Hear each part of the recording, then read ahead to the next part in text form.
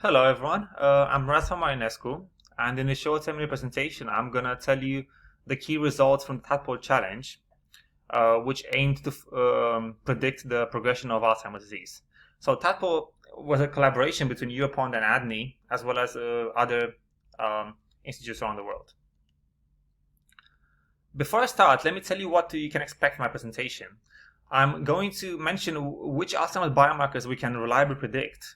And I can already tell you that between clinical diagnosis, MRI, and cognitive tests, one of them we cannot predict. I'm also going to talk about what is the state of the art in Alzheimer's prediction models. What are the winner algorithms in our competition?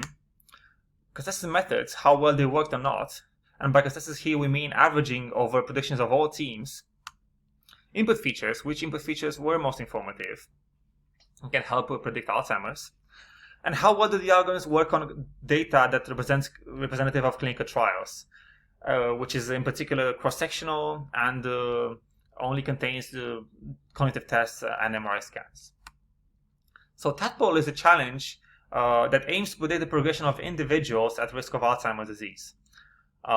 In particular, using data from ADNI, but the participants were able to use any method they wanted to predict three key target domains. First of all, clinical diagnosis, which could either be cognitive normal, mild cognitive impairment, or Alzheimer's disease. One cognitive measure, and here we chose the ADAS-Cog13 test, as well as one MRI measure, and here we chose the ventricular volume. We had the data for evaluation on 219 subjects that were acquired by ADNI over a period of more than 1 year. And in particular, I should stress that the TADPOLE was an entirely prospective study and challenge. The evaluation data did not exist at submission deadline when these methods and forecasts were created, which was in November 2017. In particular, the data was acquired after that time, over a period of more than 1 year. And this allowed us to perform a very unbiased comparison. And this is a very unique design compared to previous works when the evaluation data did exist when the methods were created and the patients were forecasted. On the other hand, the evaluation had to be postponed as a result of this until enough data was acquired by ADNI. So we performed the evaluation more than a year later, in around April 2019. Why is it important to predict the future evolution of Alzheimer's disease? There's currently no treatments for Alzheimer's available because all clinical trials have failed. And one reason is we believe they failed was because they did not select the right subjects for these clinical trials. And therefore we believe that using these progression models can help us select the right subjects to enroll in such clinical trials. That's the main motivation of our study. So we had a lot of engagement in our competition from 33 teams from 12 different countries that used a variety of methods. And we also had a prize fund of £30,000 at the onset of the challenge, which was funded by our general sponsors, the Alzheimer's Society, Alzheimer's Association, as well as Alzheimer's Research UK. Okay, so let me get into the main results. So for clinical diagnosis prediction, we found that the winner algorithms achieved considerable gains over the best benchmarks as well as the state of the art. And they managed to reduce the multi-class end of the curve error by 58% compared to the best benchmark. Here by benchmark, we mean a baseline algorithm that we gave to participants at the onset of the challenge as a starting point for them to build on better models. And here the benchmark was a model that was based on support vector machine, whereas the winner team, Team Frog from Genentech USA, used a method that was based on gradient boosting. All the algorithms, or I should say the top ones in particular, managed to push ahead of state of the art compared to previous challenges as well, and the previous methods predicting Alzheimer's. And you can check out the full results on our website as well as in the archive paper, which we just published a few months ago. And in particular, this snippet on the right shows the top 10 teams, but for this category, there were around 62 such predictions. So you can check out again the full tables and everything on the website.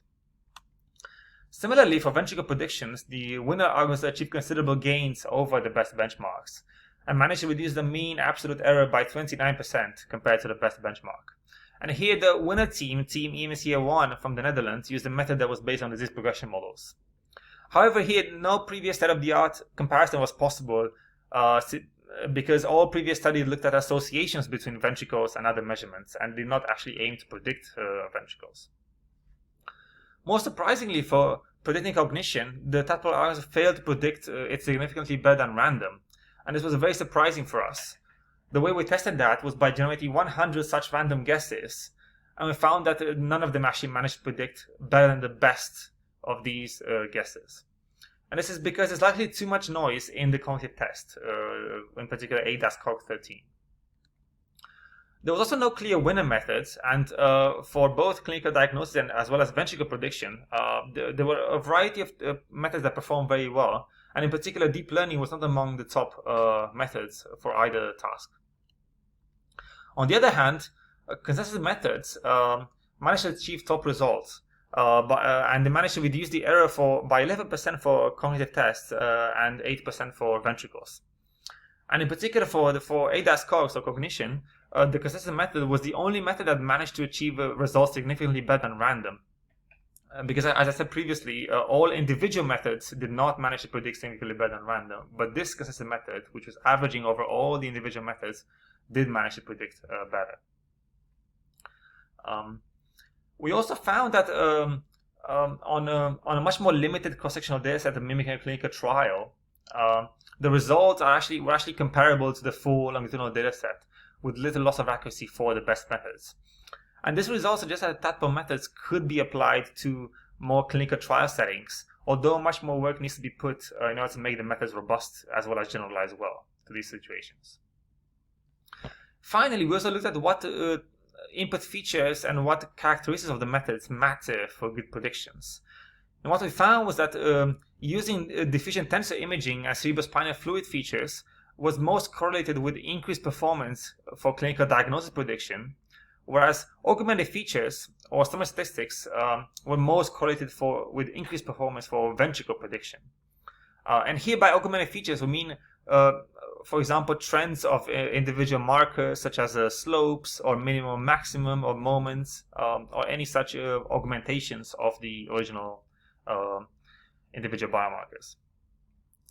In particular for ADAS-Cog13, the results are inconclusive since no individual method was able to reliably predict it. However, also further analysis needs to be done to make all these conclusions clear, in particular because there was a lot of degree of freedom in this analysis. So to conclude, we found out that we can reliably predict clinical diagnosis and ventricles, but we cannot reliably predict cognition using the ADAS-Cog13 test. We also found out what was the state of the art in Alzheimer's prediction, and also what were the winner algorithms. And we found that there was no clear winner algorithms for all different categories. We found out that the consistent methods, on the other hand, achieved top results for most categories, in particular for ADAS-Cog13 and ventricle volume. We found out that for clinical diagnosis using CSF and DTI features were most informative, whereas for ventricle volume prediction, augmented features were most informative. And also we found out that we can actually, it's possible to actually use these algorithms reliably in a clinical trial setting, on data represented clinical trials, with minor loss in prediction performance.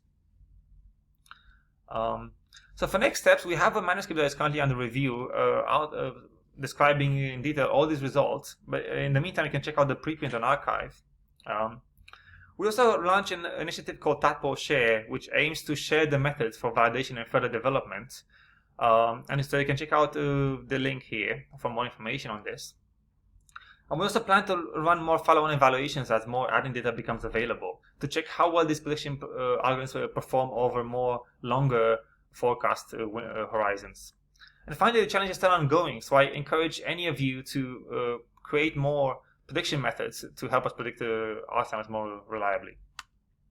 And finally, I'd like to acknowledge everyone who made the challenge possible, in particular all the challenge participants who put a lot of effort into designing the methods, as well as our sponsors and funders. Thank you very much.